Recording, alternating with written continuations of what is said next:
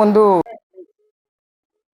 So వీళ్ళు వీళ్ళు మమ్మల్ని ఏప్రిల్లో ఒక పబ్లో అక్కని కలిసి నా నంబర్ తీసుకొని ఇట్లా ప్రోగ్రామ్ ఉంది అన్న, ఇట్లా రావాలి, అక్క రావాలి, ఇట్లా ఇట్లా ఇట్లా ఉంది, మా దగ్గర డబ్బులు చాలా ఉన్నాయి, సో మేము ఎంత అయినా ఇస్తాము, అక్క మాత్రం కంపల్సరీ రావాలన్న ఉద్దేశంతో పిలిచారు. సరే చూద్దామన్న అన్న ఉద్దేశంతో చెప్పినాను. తర్వాత వెంటనే ఒక 1 మంత్ తర్వాత ఈ మన ఎమ్మెల్యే ప్రోగ్రామ్ జరిగింది. ఆ ఎమ్మెల్యే ప్రోగ్రాంలో వీళ్ళు అన్న పక్కనే ఉంది మా విలేజ్, అక్కడ మిర్యాలగూడ నుంచి పక్కనే మాకు, సో మీరు రావాల్సిందే అన్న కంపల్సరీగా, డిన్నర్ అరేంజ్ చేసిన నేను, అక్కని తీసుకురా అన్న అది ఇది అని చెప్పేసి వాళ్ళు రిక్వెస్ట్ చేసి, దాని తర్వాత కూడా అక్క ప్లీజ్ అక్క ఒక్కసారి రాక, నాకు కొంచెం హెల్ప్ఫుల్గా ఉంటుంది అక్క, నువ్వు వస్తే నాకు బిజినెస్ కొంచెం నాకు రన్ అవుతుంది అక్క అన్న ఉద్దేశంతో పిలిచారు. సో సర్లే అని చెప్పేసి ఎలాగో ప్రోగ్రామ్ వీళ్ళు ఇస్తారు కదా అన్న ఉద్దేశంతో మేము దారిలోనే వెళ్తాం, అక్క ఆ దారి నుంచి ఇట్లా ఆ దారిలో వెళ్ళే దారిలోనే మా ఇల్లు ఉంటుంది. సో ఆ ఇల్లు ఏదైతే ఉందో అది కన్స్ట్రక్షన్లో ఉంది కాబట్టి అది వెళ్ళడం జరిగింది. మేము డిన్నర్ అని చెప్పేసి చెప్పిండు కదా అని మా టీంతో వెళ్ళాం. మా టీంతో వెళ్ళి మేము డిన్నర్ చేసాం. అక్కడ అందరు చేసి కింద వచ్చిన తర్వాత అక్కడ గుర్తుగా ఉంటుందన్న ఉద్దేశంతో ఒక ఫోటో దిగిరు వాళ్ళు.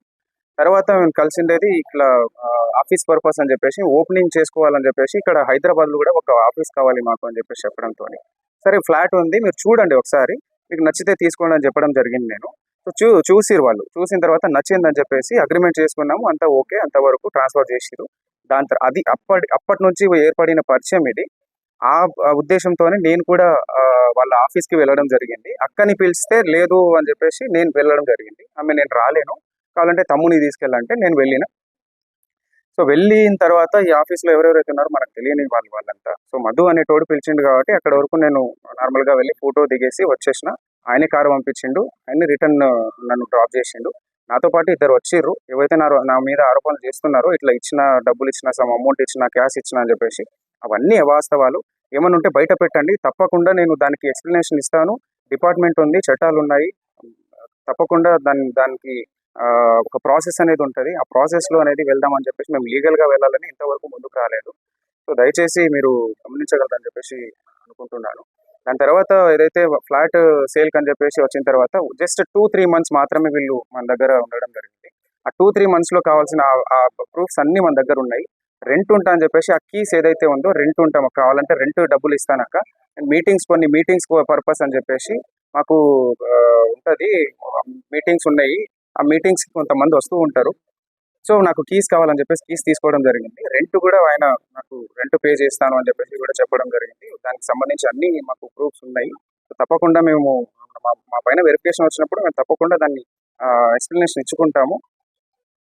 సో ఇంకో విషయం ఏంటంటే వీళ్ళు ఎవరైతే ఉన్నారో హేమాకాంత్ రెడ్డి వాళ్ళు ఎవరైతే నా ప్రమేయం లేకుండా మా ఊరికి వచ్చి నన్ను తీసుకెళ్ళి అదంతా ఫ్యాక్టరీ కావచ్చు, ఆ టెంపుల్కి నేను టెంపుల్ దారిలో వెళ్తున్నా కదా, ఎలాగో మేము తీసుకెళ్తామని చెప్పేసి ఫ్యాక్టరీ కోసం వచ్చి ఫ్యాక్టరీని చూపించి నేను టెంపుల్ చూసేసినాము. దాని తర్వాత మైనింగ్ ఏదైతే ఉందో ఆ బేతంచెర్లలో మైనింగ్ కూడా చూపించారు వీళ్ళు. సో దాంతో ఫోటో తీసుకున్నారు వాళ్ళు. మా పేర్లు కూడా ఎక్కడ వాడి డబ్బులు తీసుకున్నది కూడా మీరు హేమాకాంత్ రెడ్డి చెప్పినట్టుగా ఎక్కడ కూడా తీసుకున్నట్టు లేదు. అంటే వాళ్ళకి ముందే మేము డబ్బులు ఇచ్చేసినామంటారు. సో వాళ్ళ ముందే డబ్బులు ఇచ్చేసినామన్నప్పుడు మా పేర్లు చెప్పి ఎక్కడ వసూలు చేశారు? ఇవన్నీ అవాస్తవాలు. మా మీద ఏదో కుట్ర జరుగుతుంది, చాలా పెద్ద మొత్తంలో కుట్ర జరుగుతుంది. మా మొత్తం ఏదైతే ఉందో ఈ కుట్ర వెనకాల ఇది వాస్తవాలన్నీ బయట పెట్టాలని చెప్పేసి పోలీస్ శాఖ కోరుతున్నాను. అలాగే ఇది న్యాయం జరగాలి. మేము కూడా ఇందులో బాధితుల కంటే మేము కూడా ఒక బాధితులమే. వాళ్ళు డబ్బులు నష్టపోయారు, మేము పరువు నష్టపోయినాం. ఇది ఎప్పటి నుంచో ఒక 14 సంవత్సరాల నుంచి ఒక్కొక్క మెట్టు వచ్చి ఎంతో కష్టపడి తీసుకొచ్చిన పేరు ఇది. ఆ పేరుని బదనం చేయాలని చెప్పేసి ఈరోజు ఆరోగ్యంగా మాట్లాడుకుంటే, తప్పు చేయనప్పుడు ధర్మంగా నీతి నిజాయితీగా ఉన్నప్పుడు ఎందుకు ఆరోగ్యంగా మాట్లాడదు? నా తప్పు ఏది లేదండి అని చెప్పినా కూడా ఆయన సుబ్బారావు అడ్వకేట్ అనే వ్యక్తి ఇలాగా ముందుకెళ్ళి మీడియాలో ప్రచారం చేయడం ఎంతవరకు కరెక్ట్? ఇది ఎంతవరకు కరెక్ట్? ఆమె బదనం చేస్తున్నప్పుడే కదా ఇదంతా, ఆమె చెయ్యకండి, ఇదంతా తప్పు, ఇది కావాలంటే వెరిఫికేషన్ చేసుకోండి, మీరు పోలీస్ శాఖలు ఉన్నాయి, చట్టం ఉంది, మీరు అడ్వకేటే కదా, మీరు వెళ్ళి విచారించుకోండి, విచారించుకున్న తర్వాత మీరు మీడియాలోకి వెళ్ళండి అని చెప్పినా కూడా లేదు, అది నువ్వు ఫోటోలు ఉన్నాయి, మీ తమ్ముడు ఉన్నాడు ఇక్కడ అని చెప్పేసి చెప్పడం ఎంతవరకు కరెక్ట్? పోలీస్ శాఖ మొత్తం డిపార్ట్మెంట్ కావచ్చు, ఇంకోరు విచారణ చేయకముందే ఇన్ని ఆరోపణలు మా పైన కుట్ర పన్నినట్టు కాదా? ఇదంతా మా వెనకాల కుట్ర చేస్తున్నట్టు కాదా? మీకు అనిపించట్లేదు? ఒక్కసారి ఆలోచించాల్సిందిగా కోరుతున్నాం.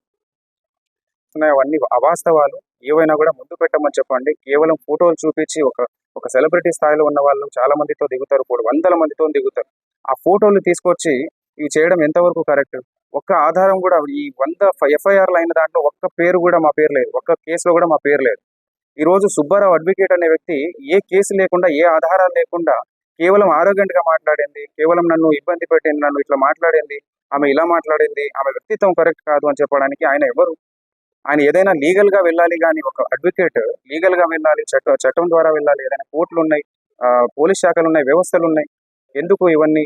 ఇవన్నీ ఈ ఈ ఈ ప్రాసెస్‌లో మీడియాలో ఇప్పటికి స్టిల్ ఈ రోజు కూడా ఆయన వెళ్లి మీడియాలో ప్రచారం చేయడం జరుగుతుంది.